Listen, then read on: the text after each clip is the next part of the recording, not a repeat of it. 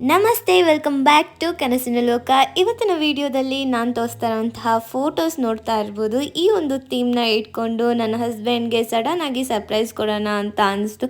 ಏನು ಇದರ ಹೆಸರು ಅಂತ ಹೇಳಿದ್ರೆ roof top party decoration ideas ಅಂತ ಗೂಗಲಲ್ಲಿ ನೋಡಿದ್ರೆ ನಿಮ್ಗೆ ಸುಮಾರು ಐಡಿಯಾಸ್ ಬಂದುಬಿಡುತ್ತೆ. ಹಾಗೆ ಈ ವಿಡಿಯೋದಲ್ಲಿ ನಾನು ಮಜಿಟೋ ಹೇಗೆ ಮಾಡೋದು ಮನೆಯಲ್ಲೇ ಅಂತಲೂ ಹೇಳ್ಕೊಟ್ಟಿದ್ದೀನಿ. ಹಲೋ ಗಾಯ್ಸ್, ಇವತ್ತು ನಾನು ನಮ್ಮ ಹಸ್ಬೆಂಡ್ಗೆ ಸಡನ್ ಸರ್ಪ್ರೈಸ್ ಕೊಡೋಣ ಅಂತ ಈ ವಿಡಿಯೋನ ಮಾಡ್ತಾ ಇದ್ದೀನಿ. ನೋಡೋಣ ಎಷ್ಟು ವರ್ಕೌಟ್ ಆಗುತ್ತೆ. ಹಲೋ ಗಾಯ್ಸ್, ನಮಸ್ತೆ, ವೆಲ್ಕಮ್ ಬ್ಯಾಕ್ ಟು ಕನಸಿನ ಲೋಕ. ಇವತ್ತಿನ ವಿಡಿಯೋದಲ್ಲಿ ನಾನು ಮುಂದೆ ಹೇಳ್ದಂಗೆ ಇವತ್ತು ಸಡನ್ ಸರ್ಪ್ರೈಸ್ ಅಂತ ಹೇಳಿದ್ದೀನಿ. ಸೊ ಸರ್ಪ್ರೈಸ್ ಯಾವ ರೀತಿ ಇರುತ್ತೆ ಅಂತ ನೀವು ನೋಡ್ಬೇಕಂದ್ರೆ ಈ ವಿಡಿಯೋನ ಸ್ಕಿಪ್ ಮಾಡಿದ್ರೆ ನೋಡಿ. ಇವತ್ತಿನ ವಿಡಿಯೋದಲ್ಲಿ ನಾನು ನಮ್ಮ ಹಸ್ಬೆಂಡ್ಗೆ ಸಡನ್ ಸರ್ಪ್ರೈಸ್ ಕೊಡ್ತಾ ಇದ್ದೀನಿ. ಈ ಸರ್ಪ್ರೈಸ್ ಯಾವ ರೀತಿ ಇರುತ್ತೆ ಅಂತ ಫುಲ್ ಆಗಿ ನಿಮಗೆ ಈ ವಿಡಿಯೋದಲ್ಲಿ ತೋರಿಸ್ತಾ ಇದ್ದೀನಿ. ಹಾಗೆ ನನ್ನ ಒಂದು ಖುಷಿನ ನಿಮ್ಮ ಜೊತೆ ಹಂಚ್ಕೊಳ್ಳೋಣ ಅಂತ ಈ ವಿಡಿಯೋನ ಸ್ಟಾರ್ಟ್ ಮಾಡ್ತಾ ಇದ್ದೀನಿ. ಯಾವ ರೀತಿಯಾಗಿ ಬಜೆಟ್ ಫ್ರೆಂಡ್ಲಿ ಮನೆಯಲ್ಲೇ ಕುತ್ಕೊಂಡು ಪ್ರೀತಿ ಪಾತ್ರರಿಗೆ ಗಿಫ್ಟ್ನ ಕೊಡ್ದಿರೇ ಸರ್ಪ್ರೈಸ್ ಹೇಗೆ ಮಾಡ್ಬೋದು, ಹಾಗೆ ಈ ಒಂದು ಮೆಮೊರೇಬಲ್ ಮೂಮೆಂಟ್ಸ್ನ ಯಾವ ರೀತಿ ನಾವು ಮನೆಯಲ್ಲೇ ಕ್ರಿಯೇಟ್ ಮಾಡ್ಕೊಬೋದು ನಮ್ಮ ಹತ್ರ ಇರುವಂತಹ ಥಿಂಗ್ಸಲ್ಲಿ ಅಂತ ಈ ವಿಡಿಯೋದಲ್ಲಿ ತೋರಿಸ್ತಾ ಇದ್ದೀನಿ. ಸೊ ಯಾಕೆ ತಡ ಮಾಡ್ದಿರಾ ಈ ವಿಡಿಯೋನ ಸ್ಟಾರ್ಟ್ ಮಾಡೋಣ.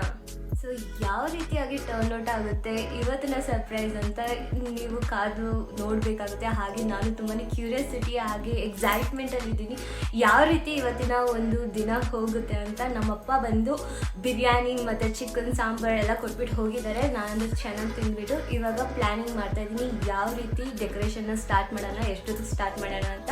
ನಾನು ಫಸ್ಟೇ ನಮ್ಮ ಅಮ್ಮಗೆ ಫೋನ್ ಮಾಡಿ ಏನೇನು ಬೇಕೋ ಎಲ್ಲ ಕೇಳಿ ಲೈಕ್ ನಮ್ಮ ಮನೆಯಲ್ಲಿ ಇರುವಂತಹ ಪ್ರಾಡಕ್ಟ್ಸ್ನ ತೊಗೊಂಬರೋಕ್ಕೆ ನಮ್ಮ ಅಪ್ಪಗೆ ಹೇಳಿದ್ದೆ. ಸೊ ನನಗೆ ತೊಗೊಂಬಂದು ಕೊಟ್ಟಿದ್ದಾರೆ. ಇವಾಗ ಅದನ್ನೆಲ್ಲ ಯೂಸ್ ಮಾಡಿಕೊಂಡು ನಾನು ಡೆಕೋರೇಷನ್ನ ಸ್ಟಾರ್ಟ್ ಮಾಡ್ತೀನಿ. ಬನ್ನಿ, ನೀವು ಅಷ್ಟೇ ನಿಮ್ಮ ಪ್ರೀತಿ ಪಾತ್ರರಿಗೆ ಈ ರೀತಿಯಾದ ಸಡನ್ ಸರ್ಪ್ರೈಸಸ್ಸು, ಪ್ರೆಷಸ್ ಸರ್ಪ್ರೈಸಸ್ ನಾನು ಕೊಡ್ತಾ ಇರಿ. ತುಂಬಾ ಖುಷಿಯಾಗುತ್ತೆ. ಈ ಮೆಮೊರೀಸ್ನೆಲ್ಲ ನೀವು ಕ್ಯಾಪ್ಚರ್ ಮಾಡಿಕೊಂಡು ಆರಾಮಾಗಿರ್ಬೋದು. ನಾನು ಫಸ್ಟಿಗೆ ಇವಾಗ ಮಜಿಟೋ ಮಾಡ್ತಾಯಿದ್ದೀನಿ. ಮಜಿಟೋ ಬಂದು ತುಂಬಾ ಚೆನ್ನಾಗಿರುತ್ತೆ. ಸೊ ಡೇಟಲ್ಲೆಲ್ಲ ಜ್ಯೂಸ್ ಎಲ್ಲ ಇರುತ್ತೆ ಅಲ್ವಾ. ನಮ್ಮ ಹಸ್ಬೆಂಡ್ಗೆ ಸ್ಪ್ರೈಟು, ಔಟ್ಸೈಡ್ ಕೂಲ್ ಡ್ರಿಂಕ್ಸ್ ಯಾವುದು ಇಷ್ಟ ಆಗಲ್ಲ. ಅದಕ್ಕೆ ನಾನು ಮಜಿಟೋನ ಪ್ರಿಪೇರ್ ಮಾಡೋಣ ಅಂದ್ಕೊಂಡು ಪ್ಲ್ಯಾನ್ ಮಾಡಿಕೊಂಡು ಮಜಿಟೋನ ರೆಡಿ ಮಾಡ್ತಾಯಿದ್ದೀನಿ. ಸೊ ನಿಮಗೂ ತಿಳಿಸ್ತಾ ಇದ್ದೀನಿ ಅದನ್ನು ಯಾವ ರೀತಿಯಾಗಿ ಮನೆಯಲ್ಲೇ ಪ್ರಿಪೇರ್ ಮಾಡ್ಕೊಬೋದು ಅಂತ. ತುಂಬಾ ಸಿಂಪಲ್ ಇಂಗ್ರೀಡಿಯೆಂಟ್ಸು, ಒಂದೇ ಒಂದು ಪ್ರಾಡಕ್ಟ್ ಬೇಕಾಗುತ್ತೆ. ಅದನ್ನು ನೀವು ಮೀಶೋ ಇಲ್ಲಾಂದರೆ ಅಮೆಝಾನ್ ಎಲ್ಲದೂ ಸಿಗುತ್ತೆ. ಸೊ ಪಕ್ಕದಲ್ಲಿ ನಿಮಗೆ ತೋರಿಸ್ತೀನಿ ಆ ಪ್ರಾಡಕ್ಟ್ನ ನೀವು ಎಲ್ಲಾದರೂ ಪರ್ಚೇಸ್ ಮಾಡ್ಕೊಬೋದು. ಆ ಒಂದು ಪ್ರಾಡಕ್ಟ್ ಇದ್ದರೆ ಸಾಕು, ನಿಮ್ಮ ಮನೆಯಲ್ಲೇ ಹೋಟೆಲಲ್ಲಿ ಸರ್ವ್ ಮಾಡುವಂಥ, ರೆಸ್ಟೋರೆಂಟಲ್ಲಿ ಸರ್ವ್ ಮಾಡುವಂತಹ ಮಜಿಟೋನ ಮನೆಯಲ್ಲೇ ಆರಾಮಾಗಿ ಮಾಡ್ಕೊಬೋದು. ನಮ್ಮಮ್ಮ ಬಂದು ಮಟನ್ ಬಿರಿಯಾನಿ ಹಾಗೆ ಚಿಕನ್ ಸಾಂಬಾರು, ಮುದ್ದೆ, ರಾಯ್ತಾ ಎಲ್ಲನೂ ಕೊಟ್ಟು ಕಳಿಸಿದ್ರು. ಹಾಗೆ ಗುಲಾಬ್ ಜಾಮೂನ್ ಪ್ಯಾಕೆಟ್ ಕೂಡ ಕೊಟ್ಟು ಕಳಿಸಿದ್ರು. ನನಗೆ ಗುಲಾಬ್ ಜಾಮೂನ್ ಅಂದರೆ ತುಂಬಾ ಇಷ್ಟ. ಹಾಗೆ ಇವೆಲ್ಲ ಬಟ್ಟೆಗಳು ಇವಾಗ ನಿಮ್ಗೆ ತೋರಿಸ್ತಾ ಇರೋದು. ಅದರಲ್ಲಿ ಬಂದು ಲೈಟಿಂಗ್ಸ್ನ ಸೇಫಾಗಿ ನಾನು ಎತ್ತಿಟ್ಟಿದ್ದೀನಿ. ನೋಡ್ಬೋದು, ಇದು ಪೀಸ್ ಸಿಂಬಲ್ ಲೈಟ್ ಬರುತ್ತೆ. ಇದ್ರದ್ದು ವಿಡಿಯೋ ಬೇಕಂದರೆ ನಾನು ಶಾರ್ಟ್ಸ್ ಎಲ್ಲ ಹಾಕಿದ್ದೀನಿ, ನೋಡ್ಬೋದು. ಹಾಗೆ ಕ್ಯಾಂಡಲ್ಸ್ ಹಾಗೆ ಜಂಕ್ಷನ್ ಬಾಕ್ಸು ನಮ್ಮಪ್ಪ ತೊಗೊಂಬಂದು ಕೊಟ್ಟಿದ್ದು. ಈಗ ಮಜಿಟೋನ ಯಾವ ರೀತಿ ಪ್ರಿಪೇರ್ ಮಾಡೋದು ಅಂತ ನಿಮಗೆ ತಿಳಿಸ್ಕೊಡ್ತಾ ಇದ್ದೀನಿ. ಫಸ್ಟ್ಗೆ ಏನೇನು ಇಂಗ್ರೀಡಿಯೆಂಟ್ಸ್ ಬೇಕು ಅಂತ ನೋಡ್ಕೊಂಬಿಡಿ. ಇದು ಬಂದು ಚಿಯಾ ಸೀಡ್ಸು, ಲೆಮನ್ನು, ಶುಗರ್ ಮತ್ತು ಈ ಬಾಟ್ಲಲ್ಲಿ ಇರೋದು ಏನು ಅಂತ ಹೇಳ್ತೀನಿ. ಪಕ್ಕದಲ್ಲಿ ಬೇಕಂದರೆ ತೋರಿಸ್ತಾ ಇದ್ದೀನಿ, ನೋಡ್ಬೋದು ಏನು ಅದು ಅಂದ್ಬಿಟ್ಟು. ಇದನ್ನು ನೀವು ಪರ್ಚೇಸ್ ಮಾಡ್ಕೊಳ್ಬೋದು ಯಾವುದೇ ಒಂದು ಪ್ಲ್ಯಾಟ್ಫಾರ್ಮಲ್ಲಿ ಕೂಡ. ಗೂಗಲಲ್ಲಿ ಹುಡುಕಿದ್ರೆ ಎಲ್ಲಿ ಸಿಗುತ್ತೆ ಅಂತ ನಿಮ್ಗೆ ನೀಟಾಗಿ ಗೊತ್ತಾಗ್ಬಿಡುತ್ತೆ. ಇವಾಗ ನಾನು 2 ಗ್ಲಾಸಸ್ ಆಫ್ ವಾಟರ್ ಹಾಕೊಂಡು ಒಂದು ಕಂಟೈನರ್ಗೆ ಇವಾಗ ಶುಗರ್ನ ಹಾಕ್ಕೊತಾ ಇದ್ದೀನಿ. ನಿಮಗೆ ಎಷ್ಟು ಸ್ವೀಟ್ ಬೇಕೋ ಅಷ್ಟು ಸ್ವೀಟ್ನ ತಕ್ಕಂಗೆ ಶುಗರ್ನ ಹಾಕ್ಕೊಳ್ಳಿ. ಚೆನ್ನಾಗಿ ಮಿಕ್ಸ್ ಮಾಡಿ ಅದು ಫುಲ್ಲು ಕರ್ಗೋಗೋವರೆಗೂ ನಾವು ಮಿಕ್ಸ್ ಮಾಡ್ಕೊಂಡಾದ್ಮೇಲೆ ಇವಾಗ ನಾನು ಮಿಂಟ್ ಏನಿದೆ ಅಲ್ವಾ, ಪುದೀನ, ಅದನ್ನು ಹಾಕ್ಕೊತಾ ಇದ್ದೀನಿ. ನೋಡ್ಬೋದು, ನೀಟಾಗಿ ತೊಳೆದ್ಬಿಟ್ಟು ಮುರಿಯೋಕ್ಕೆಲ್ಲ ಹೋಗ್ಬಿಡಿ, ಇಲ್ಲ ಕಟ್ ಮಾಡೋಕ್ಕೆ ಕೂಡ ಹೋಗಬೇಡಿ. ಹಾಗೆ ಹಾಕ್ಬಿಟ್ಟು ಇವಾಗ ಲೆಮನ್ ಎತ್ಕೊಂಡು ಲೆಮನ್ ಜ್ಯೂಸನ್ನ ನೀವು ಹಾಕ್ಕೊಳ್ಳಿ. ಇದು ನಾನು ಬಂದು 2 ಗ್ಲಾಸಸ್ಗೆ ಮಾಡ್ತಾಯಿದ್ದೀನಿ. ಸೊ 2 ಗ್ಲಾಸಸ್ಗೆ ನಾನು ಫುಲ್ ಲೆಮನ್ನ ಹಾಕ್ಕೊತಾ ಇದ್ದೀನಿ. ತುಂಬಾ ಚೆನ್ನಾಗಿರುತ್ತೆ ಟೇಸ್ಟು. ಹಾಗೆ ಚಿಯಾ ಸೀಡ್ಸ್ನ ವಾಟರಲ್ಲಿ ನೆನೆಸಿ ಇಡ್ತಾ ಇದ್ದೀನಿ. ಸೊ ದಟ್ ಒಂದು 20 ಮಿನಿಟ್ಸ್ಗೆ ಚಿಯಾ ಸೀಡ್ಸು ಚೆನ್ನಾಗಿ ದಪ್ಪ ಆಗುತ್ತೆ. ಆಮೇಲೆ ಇವಾಗ ನೋಡ್ತಾ ಇದ್ದೀರಲ್ಲ, ಜ್ಯೂಸನ್ನ ನೀಟಾಗಿ ಮಿಕ್ಸ್ ಮಾಡಾದಮೇಲೆ ಇವಾಗ ತೋರಿಸ್ತಾ ಇರುವಂಥ ಪ್ರಾಡಕ್ಟೇ ಇದು. ನಾನು ಇವಾಗ ಬಾಟ್ಲಲ್ಲಿ ಹಾಕ್ಕೊಂಡಿರೋದು. ಇದನ್ನು ನಾನು ಊರಲ್ಲಿ ಕೂಡ ಯೂಸ್ ಮಾಡ್ತೀನಿ. ಅದಕ್ಕೆ ಆ ಬಾಟ್ಲನ್ನ ಊರಲ್ಲಿಟ್ಟು ನಾನು ಇವಾಗ ಒಂದು ಕುಡಿಯೋ ವಾಟರ್, ಬಿಸ್ಲರಿ ವಾಟರಲ್ಲಿ ಏನಿರುತ್ತೆ ಬಾಟಲ್, ಅದನ್ನಲ್ಲಿ ಇಟ್ಕೊಂಡಿದ್ದೀನಿ ಅಷ್ಟೇ. ಇವಾಗ ಅದನ್ನು ಮಿಕ್ಸ್ ಎಲ್ಲ ಮಾಡಾದಮೇಲೆ ಇವಾಗ ನಾನು ರೆಫ್ರಿಜರೇಟರಲ್ಲಿ ಇಟ್ಬಿಟ್ಟೆ. ಈಗ ನಾನು ಯಾವ ರೀತಿ ಡೆಕೋರೇಷನ್ ಮಾಡೋಣ ಅಂದ್ಬಿಟ್ಟು ಗೂಗಲಲ್ಲಿ ಸರ್ಚ್ ಮಾಡ್ತಿದ್ದೀನಿ. ಸರ್ಚ್ ಮಾಡ್ತಿರುವಾಗ ತುಂಬಾ ಫೋಟೋಸ್ ಕಾಣಿಸ್ತಿತ್ತು ಯಾವ ರೀತಿಯಾಗಿ ಮಾಡೋದು ಅಂತ. ಸೊ ನನ್ನ ಹತ್ರ ಇರುವಂಥ ಥಿಂಗ್ಸಲ್ಲಿ ಈ ರೀತಿಯಾಗಿ ಮಾಡ್ಬೋದು ಅನಿಸ್ತು. ತುಂಬಾ ಖುಷಿ ಆಯಿತು. ವಾವ್, ತುಂಬಾ ಚೆನ್ನಾಗಿ ಕಾಣಿಸ್ತಿದೆ ಅಂದ್ಬಿಟ್ಟು ನಾನು ಯಾವ ರೀತಿ ಮಾಡ್ತೀನಿ ಅನ್ನೋದು ನನಗೆ ಟೆನ್ಷನ್ ಆಗಿದ್ದಿದ್ದು.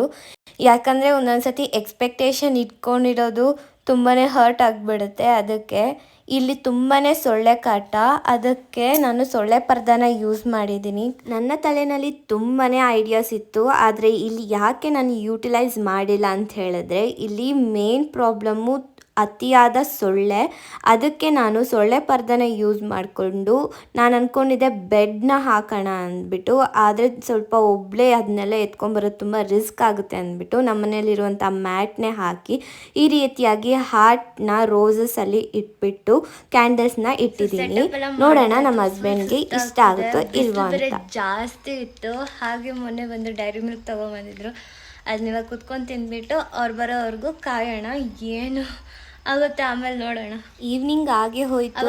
ಇನ್ನೇನು ಅವ್ರು ಬರೋದಕ್ಕೆ ಒಂದು ½ ಮುಂಚೆ ಹೋಗಿ ನೋಡಿದೆ ಯಾವ ರೀತಿ ಕಾಣಿಸುತ್ತೆ ಅಂದ್ಬಿಟ್ಟು. ನೋಡ್ತಿದ್ರಲ್ವ, ಈ ರೀತಿಯಾಗಿ ಲೈಟ್ಸ್ ಹಾಕಿದ ತಕ್ಷಣ ಯಾವ ರೀತಿ ಅದ್ರದ್ದು ಒಂದು ಡೆಕೋರೇಷನ್ನೇ ಇನ್ನಷ್ಟು ಚೆನ್ನಾಗಿ ಕಾಣಿಸ್ತಿದೆ ಅಂದ್ಬಿಟ್ಟು ಇಲ್ಲಿ ಕ್ಯಾಂಡಲ್ಸ್ ಹಚ್ಚೋಣ ಅಂತ ಅಂದ್ಕೊಂಡಿದ್ದೀನಿ. ಸ್ವಲ್ಪ ರಿಸ್ಕಿನೇ, ಆದ್ರೂ ಸ್ವಲ್ಪ ಅಲ್ಲೇ ಇಟ್ಟಿದ್ದೀನಿ ಕ್ಯಾಂಡಲ್ಸ್ನ. ನೋಡೋಣ. ಇಲ್ಲಿ ಗಾಳಿ ಕೂಡ ಜಾಸ್ತಿ ಇತ್ತು. ಹಲೋ ಗೈಸ್, ಇವಾಗ 7 o'clock ಆಯಿತು, 7:30 ಆಗ್ತಿದೆ. ಸೊ ಅವ್ರು ಬರೋ ಟೈಮ್ ಆಯಿತು. ಅದಕ್ಕೆ ನಾನು ಒಂದು ಮಿನಿಮಲಿಸ್ಟಿಕ್ಕಾಗಿ ಮೇಕಪ್ ಮಾಡ್ಕೊಂಡಿದ್ದೀನಿ. ಮೇಕಪ್ ಅಂತ ಕರೆಯೋಕ್ಕಾಗಲ್ಲ, ಜಸ್ಟ್ ಪೌಡರ್ ಹಾಕ್ಕೊಂಡೆ, ಕಾಜಲ್ ಹಾಕ್ಕೊಂಡಿದ್ದೀನಿ, ಲಿಪ್ಸ್ಟಿಕ್ ಹಾಕ್ಕೊಂಡಿದ್ದೀನಿ ಅಷ್ಟೇ.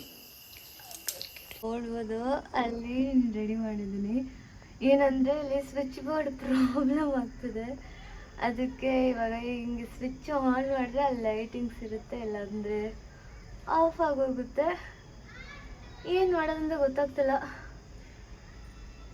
ನಾನಂತೂ ಸಿಂಪಲಾಗಿ ರೆಡಿ ಆಗಿಬಿಟ್ಟಿದ್ದೀನಿ. ಸೊ ನನ್ನ ಔಟ್ಫಿಟ್ ನೀಟಾಗಿ ಕಾಣಿಸ್ತಿಲ್ಲ. ಸೊ ಆಮೇಲೆ ತೋರಿಸ್ತೀನಿ ನನ್ನ ಔಟ್ಫಿಟ್. ನೋಡೋಣ ಅವರ ರಿಯಾಕ್ಷನ್ ಹೇಗಿರುತ್ತೆ ಅಂತ. ಮೇಲ್ಗಡೆ ಎಲ್ಲ ಡೆಕೋರೇಷನ್ ಎಲ್ಲ ರೆಡಿ ಮಾಡಿಟ್ಟಿದ್ದೀನಿ. ಅವ್ರಿಗೆ ಯಾವ ಕ್ಲೂನೂ ಇಲ್ಲ. ಸೊ ನೋಡೋಣ ಬನ್ನಿ ಅವರ ರಿಯಾಕ್ಷನ್ ಹೇಗಿರುತ್ತೆ ಅಂತ. ಸೊ ನನ್ನ ಯಜಮಾನ್ರು ಬಂದಿದ ತಕ್ಷಣ ಡ್ರೆಸ್ ಚೇಂಜ್ ಮಾಡುವಾಗ ನಾನು ಈ ಶರ್ಟ್ನ ಕೊಟ್ಬಿಟ್ಟು ಈ ಶರ್ಟ್ನ ಹಾಕ್ಕೊಳ್ಳಿ ಅಂತ ಹೇಳಿದೆ. ಅವ್ರ ರಿಯಾಕ್ಷನ್ನು ಯಾಕೆ ಅಂತ ಹೇಳಿದ್ರು. ನಾವಿಬ್ಬರು ಫೋಟೋ ತಗೊಳ್ಳೋಣ, ಸರಿ ಹಾಕ್ಕೊಳ್ಳಿ ಅಂತ ಅಂದ್ಬಿಟ್ಟು ಈ ರೀತಿಯಾಗಿ ಕರ್ಕೊಂಡು ಹೋಗ್ತಾ ಇದ್ದೀನಿ. ಈ ವಿಡಿಯೋ ಮಾಡೋಕ್ಕೆ ಒಂದೇ ಉದ್ದೇಶ ಏನಂತ ಹೇಳಿದ್ರೆ, ನಮ್ಮ ಹತ್ರ ಇರೋದ್ರಲ್ಲಿ ನಾವು ಖುಷಿ ಪಡಬೇಕೇ ಹೊರತು ನಮ್ಮ ಹತ್ರ ಇಲ್ದಿರೋದಕ್ಕೆ ನಾವು ದುಃಖ ಪಡಬಾರ್ದು. ಇರೋದ್ರಲ್ಲಿ ಖುಷಿಯಾಗಿ ಇಬ್ಬರೂ ಖುಷಿಯಾಗಿದ್ದರೆ ನಮ್ಮ ಒಂದು ಬದುಕು ಇನ್ನಷ್ಟು ಚೆನ್ನಾಗಿರುತ್ತೆ ಅಂತ ಹೇಳ್ತಾ ಈ ವಿಡಿಯೋನ ಇಲ್ಲೇ ಎಂಡ್ ಮಾಡ್ತಾ ಇದ್ದೀನಿ. ನಾನು ನಮ್ಮ ಹಸ್ಬೆಂಡ್ಗೋಸ್ಕರ 2 ಕವನ ಕೂಡ ಬರೆದಿದ್ದೆ, ಅದನ್ನು ಹೇಳೋಕ್ಕೆ ಆಗಿಲ್ಲ. ಈ ವಿಡಿಯೋ ಮೂಲಕ ಹೇಳೋಕ್ಕೆ ಇಷ್ಟಪಡ್ತೀನಿ. ಹೋ ಇನಿಯಾ ಈ ದೇಹದ